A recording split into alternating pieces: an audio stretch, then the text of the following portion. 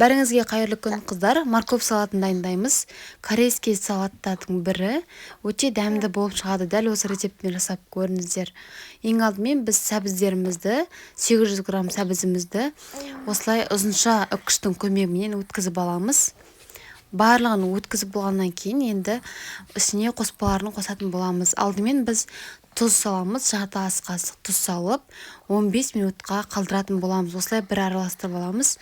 Осындай суы шығу керек, соған дейін тұрады 15 минуттай.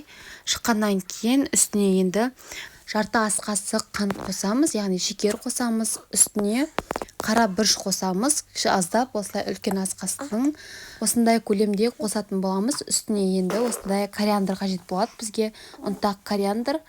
Осындай арнайы специя сатылатын магазиндерде сатылады, немесе дүкендерден алсаңыз болады. Жарты шай қасықтай қостық. Енді бізге 70% уксус қажет болады. Жарты ас қасықтай уксус қостық. Үстіне екі тісше бізге чеснок қажет болады. Осылай үккіштің көмегімен өткізіп салатын боламыз.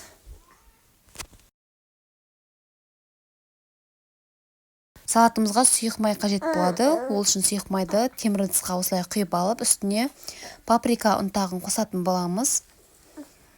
Жарты ас қасықтай қосып, оттың үстіне қойып, қайнағанша қойып аламыз отқа.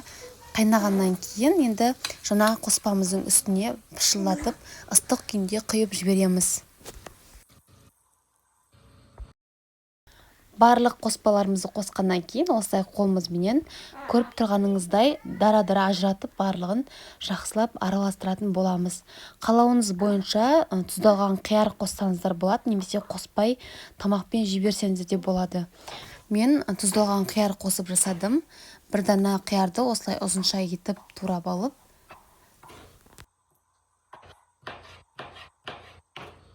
дайын тұрған салатымның үстіне салып, тағы да бір араластырып жібердім.